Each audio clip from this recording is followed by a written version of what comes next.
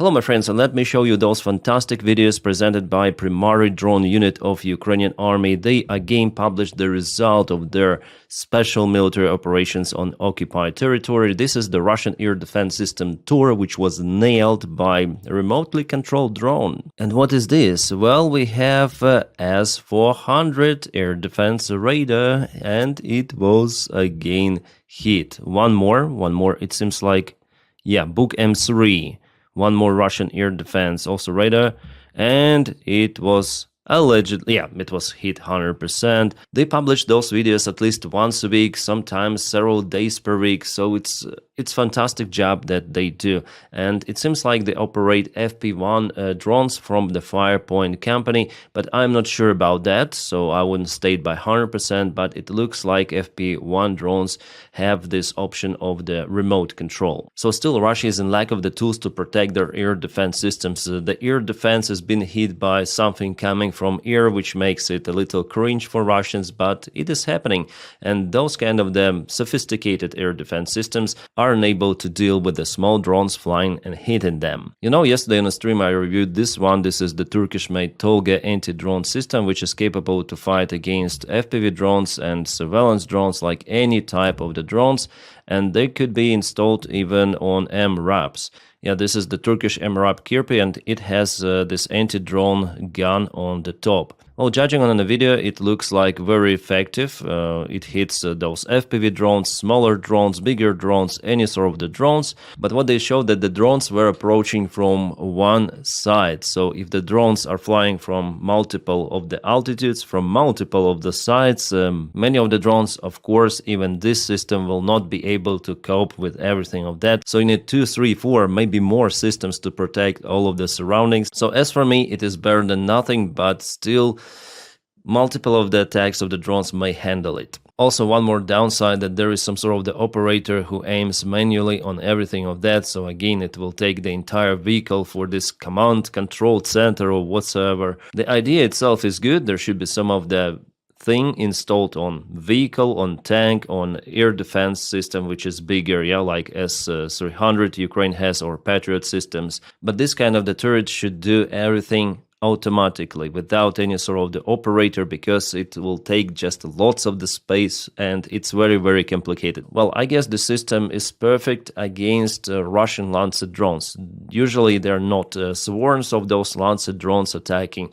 It's one, then the second one, and this turret may deal with that. So for this kind of the protection of the air defense systems, yeah, it could be used. But of course, Russians do not have those, so they will continue to lose their air defense systems towards Books and S-400s. Yeah, it's the usual thing for Russia. And they do not have the access, robust access to get the spare parts from West. Yes, they still obtain those, but here and there they cannot plan their production relying only on black market, because you don't know whether you obtain the spare part today, tomorrow, in 1 month, 1 year. There could be some of the sanctions. Someone could start investigation, trace particular spare parts that Russia still obtains. So for the Russian military, I think it's an unachievable goal. And as I told you in my last video, we have some of the good news. So Ukraine will receive advanced SAM-T systems. Also, there was the agreement for Ukraine to get 100 Rafale jets. Also, there were the talks about deploying the international coalition to Ukraine. Then the war is freezed or over or stopped, something like that. But those forces will not be deployed to the front lines. That is what those officials were saying. About particular date, then Ukraine may obtain Rafale jets or something like that. Well, so far they haven't specified that yet, but the deal was signed. What the details of the deal are pretty much unknown. It is just an initial phase, as it was with Gripen, so also Rafale will take some time. As I say to you, could take years actually. I guess that the main thing for Ukraine is to obtain the military support in general for the tools it currently has, for the drone production, for the own long-range missile production, and it could be easily done if Europeans confiscate Russian frozen assets. In this case, taxpayers' money will stay intact and Ukraine may obtain substantial military support, because those money will be invested in European military production. Also, Ukrainian economy is struggling and European Union could support Ukraine with that bunch of money. Yeah, sadly, Ukrainian government was discredited. That happened because of the recent corruption scandal around President's circle. But nevertheless, NABU is working. I hope that they will deal with everything of that. And Ukraine will not go into those stories once again. Also, the French authorities said about the possible year then the war could over. They said about 2027. Well, we'll see. I hope the sooner the better. Strangely, they already speak about the protection of the European Union with the help of the Ukrainian troops. Ukrainian troops could help defend the European Union, says Defense Commissioner. Ukraine's battle-tested military could help deter a Russian attack, says the Defense Commissioner. Is European Union helping, like with its army, to deter Russian attack? Why should Ukraine help European Union with own army men not being the part of EU and NATO? Take Ukraine into NATO, take Ukraine into European Union, and then we'll talk, okay?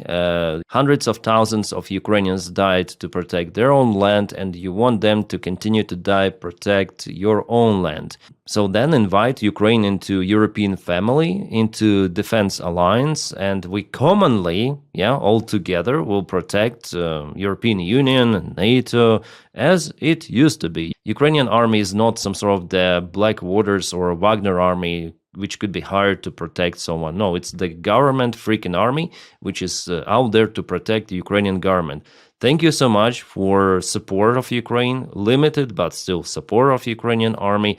That is what Ukraine also may do. For example, support European Union with drone technologies, also some of the missiles which Ukrainian army produces. But troops, if we are in one family, yes, Ukrainians together with other nations will protect Europe against Russian attacks. But using our people just like that and you live your fancy lives elsewhere in Europe, no, it will not work like that. And Ukraine already suffered. Someone will have to work to rebuild the cities. No, will Germans come? Yeah, come help Ukraine to rebuild if you care about Ukraine or what. You care about yourself, it seems like, without even wanting to invest to Ukraine fully and continue to purchasing Russian fossil fuels. So you understand, my frustration here, my friends. I guess you understand. If fighting in Ukraine ends with peace agreement, Ukrainian troops could be deployed to defend European Union eastern borders from Russia. No, it will not work. Ukrainians will be against unless we are in the same family for defense and for economy alliance. Without it, those commissioners should F themselves. There was the investigation done. The part of the Russian aviation gliding bombs are produced on factories in Japan and China. The groups of independent investigators identified the Okuma, Japan, and Hiseon, China machining centers, which are working for the aero bomb of the Russian corporation tactical missile armament. They manufacture the stabilizer for mortar rounds. So Burevestnik is the name of missile, and also Russia has Burevestnik Center Research, which is not the same as Burevestnik missile. Not just Burevestnik they're making there. So with China companies, Taiwanese companies, and as we mentioned before, Japan companies, there are spare parts produced for Iskanders and Reshnik. And Russia is still not been cut from those supplies. Well, for China it's understandable, but for Taiwan and Japan, come on, what are you doing? Well, after all, European and United States spare parts are being found in Russian drones, so it's not a surprise, I would say. All right, new update of Donald Trump. This time it's quite good. Let's listen and try to understand what he says here. I hear they're doing that, and that's okay with me. They're passing legislation, or the Republicans are putting in legislation that very tough. It's sanctioning, etc., etc., on any country doing business with Russia. They may add Iran to that, as you know. I suggested it.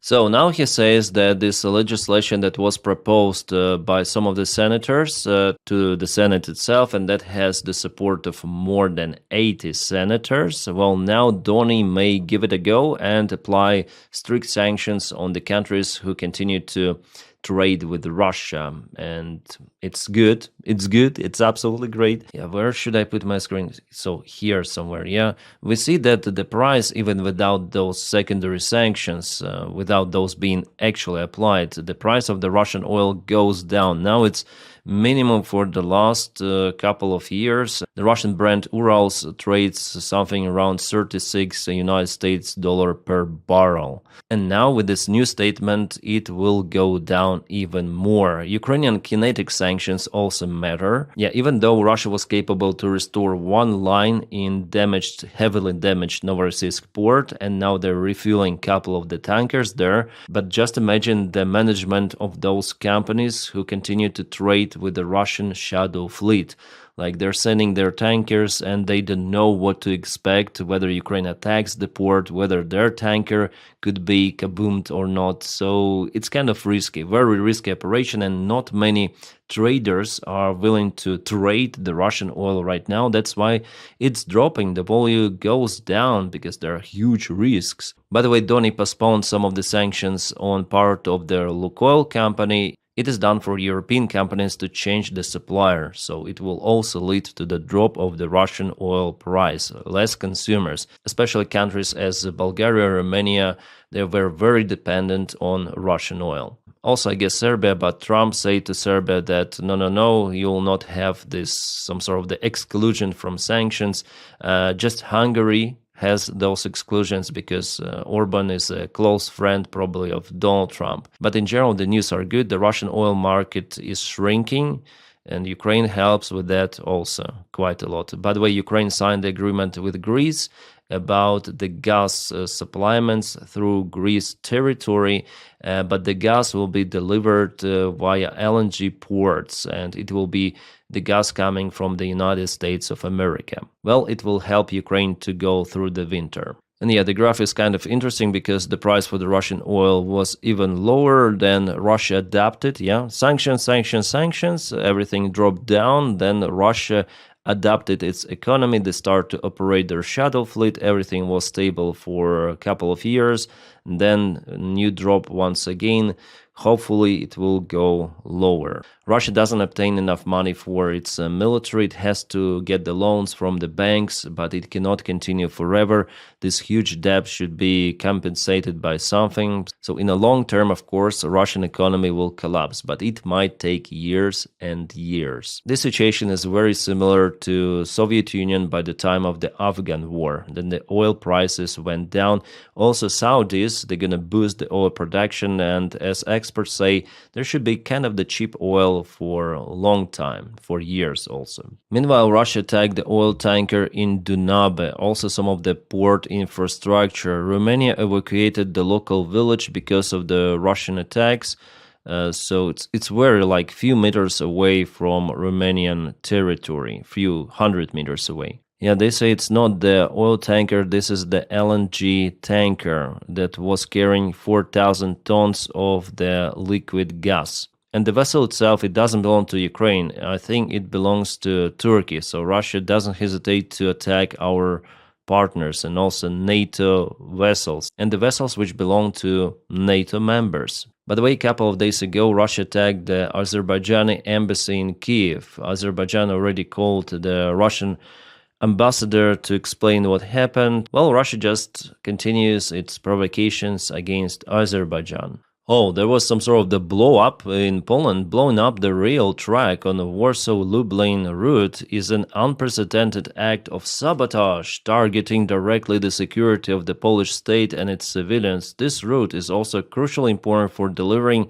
aid to Ukraine. We will catch the perpetrators, whoever they are. Okay, so someone did blow up the tracks in Poland, the tracks which are used for military delivery for Ukraine. Prime Minister of Poland even visited the place together with police, military and everyone.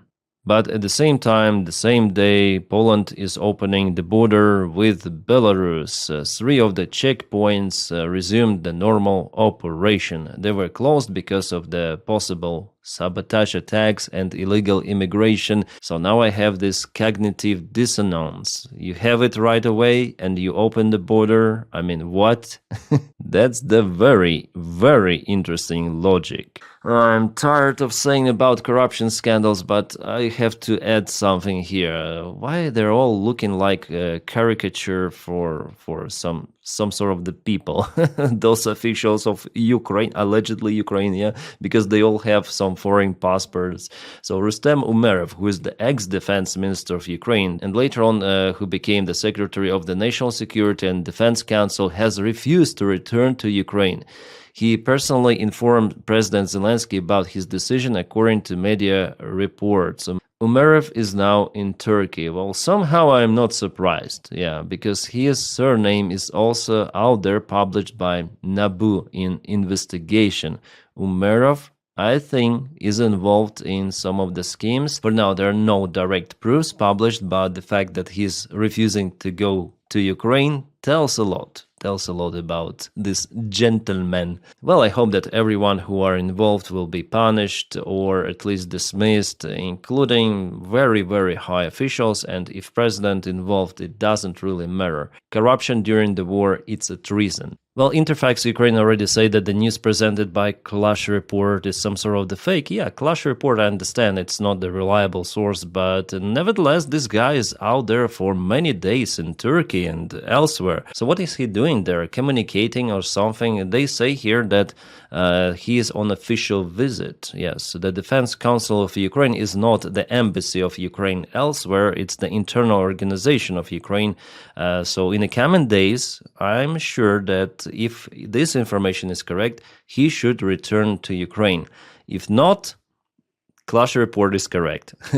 He left Ukraine on November 11th, the same day with the scandal, yeah? Then all of this information was uncovered, and he is also in that list. Not yet the full allegations are published against him, but it's just the tip of the iceberg. The investigation was ongoing for 15 months, and NABU already knows whether he is involved or not. So maybe he afraid to arrive. We'll see it in the coming days. For now, I cannot state 100% that he is a corrupt official as Mindich. And 2 minutes ago, Clash Report already denied previous accusations. That sources speaking to Clash Report say that there is no truth to the claim that Umerov does not plan to return to Ukraine. According to individuals in direct contact with Umerov, he will indeed return. We'll see.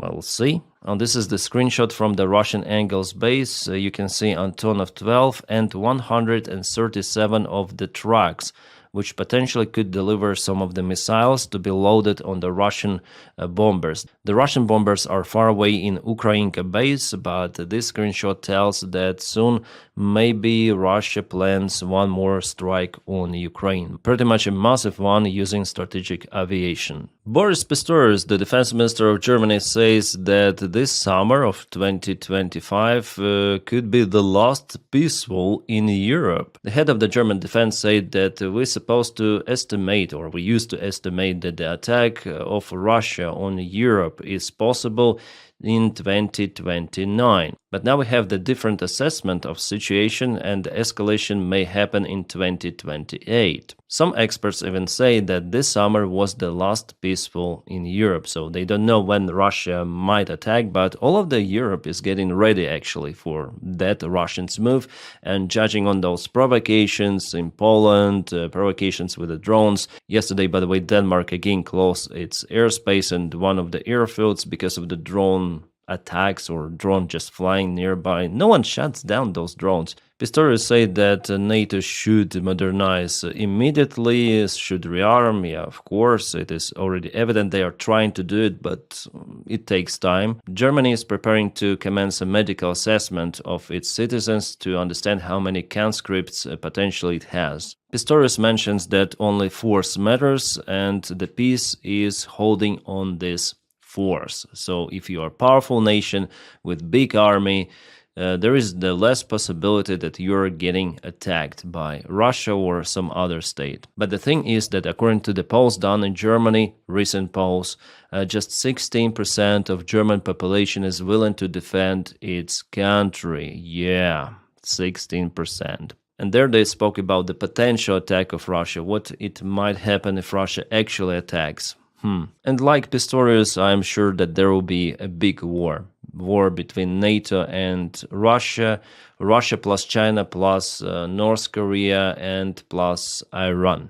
And Medvedev said that Russia will continue this war until Russia reaches its goals of the special military operation. Okay, we already know that. You don't need to say about it every freaking day. Everyone understands that Putin is not willing to stop, and this war may continue for many, many years and even escalate to our allies. We'll see. Well, guys, it was a quick recap about the main news which happened for the last night around Ukraine, and this evening I'm gonna update you about the military information, so the front lines update, stand by for it. I'm gonna record one more video. And thank you for your kind support on Patreon and also membership.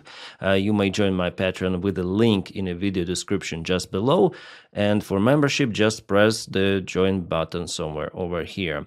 My friends, if you don't have this opportunity to support me in that way, you may just press your like to this video and subscribe for the channel, because that's how you also support my video, propelling it and my channel, my video and my channel, propelling it to YouTube algorithms.